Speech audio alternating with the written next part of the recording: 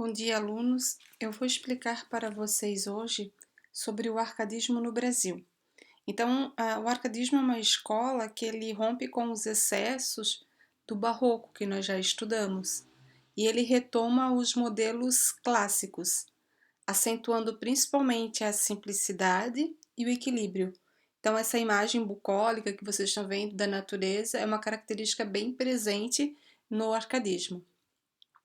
O arcadismo, então, ele chegou no Brasil por volta do ano de 1768, né? Que era na época do ciclo de mineração, onde Minas Gerais tornou-se o centro econômico e cultural. E em Vila Rica, né, hoje atual Ouro Preto, fundou a Arcádia Ultramarina. Essa Arcádia, né, tem esse nome Arcádia porque na Grécia tem um lugar chamado Arcádia, que é um lugar bucólico, né, e de poetas. Então, por isso o nome arcadismo, né, esse bucolismo também presente até no nome. Então, quando fundaram essa Arcádia, que na verdade era uma sociedade literária, muitos escritores, né, como Cláudio Manuel da Costa, que foi o primeiro, trouxeram essa ideia do arcadismo da Europa, né? Então, muitas características do arcadismo no Brasil são provenientes da Europa. O nativismo, que a gente vai ver depois, é mais relativo ao nosso país mesmo, né? E tudo que falava-se em torno de literatura, né, girava em torno de Vila Rica, de características até mesmo dessa paisagem, já que ali foi o período, como eu falei, né, do ciclo da mineração, a descoberta do ouro e tudo mais. Então, quais são as características do arcadismo, né? Então, como o arcadismo, ele, na verdade, busca os modelos clássicos, acentuando essa simplicidade e o equilíbrio, então ele traz também a utilização de personagens da mitologia, retomando esses modelos clássicos, porque neles eles vão encontrar um ideal de maior simplicidade. Tem a idealização da vida campestre, que o campo seria o lugar de paz, né? Que daí nós vamos chamar de bucolismo. Então, tudo que se refere ao campo, a essa paz que o campo traz, chama-se bucolismo. Aí o eu lírico ele é caracterizado também muitas vezes com pseudônimos, né? E geralmente como se fossem pastores, tá? A mulher amada também como uma pastora. Esse fingimento poético, tá? Traz essa ideia do uso do pseudônimo, que é muito frequente dentro do arcadismo. Tanto é que os nossos escritores brasileiros do arcadismo tinham pseudônimos. Depois, essa visão de que o ambiente tranquilo, a idealização da natureza, seria o cenário perfeito para as pessoas viverem, né? Então, um lugar ameno, um lugar para ter felicidade, tranquilidade.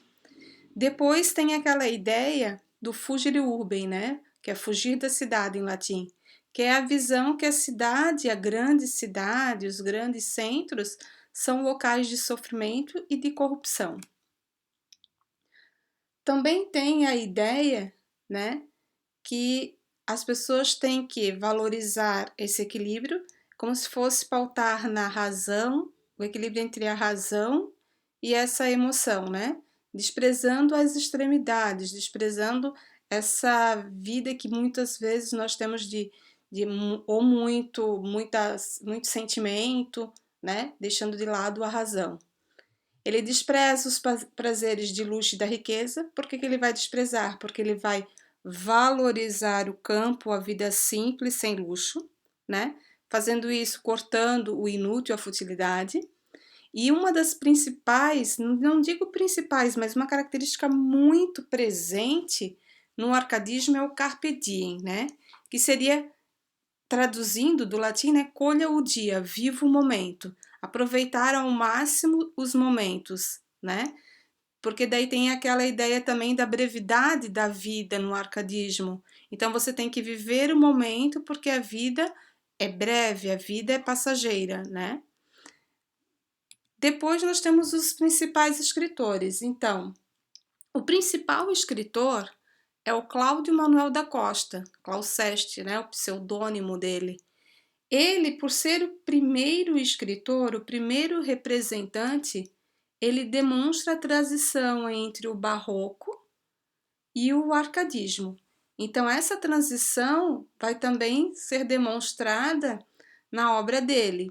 E ele demonstra muito o sentimento também de nativismo, né?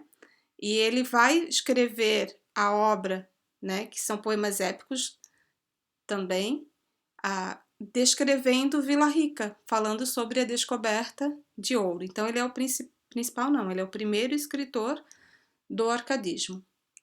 Um dos mais conhecidos e mais falados, famosos, né, seria o Tomás Antônio Gonzaga, conhecido como Dirceu. Ele escreveu uma obra satírica, que seriam cartas chilenas, né, que fazia denúncias ao governo de Minas Gerais, e escreveu a obra Marília de Dirceu, né, Lírias. Na verdade, a obra Marília de Dirceu é como se fosse uma obra autobiográfica, porque na obra ele demonstra o amor dele, né, pela Maria Doroteia. Então, é uma obra que ele utiliza pseudônimo para ele e para a pessoa que ele ama, né? E ele vai demonstrar nesse poema a ambição de ter uma vida simples ao lado de quem ele ama. Depois, não, mas não menos importante, né, nós temos mais dois escritores. Esses dois escritores, eles trabalham mais com poesias épicas. Só para relembrar, né, poesias de cunho histórico, que seria José Basílio da Gama, com a obra O Uruguai, né, que conta um pouco da história dos 7 povos da missão no Rio Grande do Sul.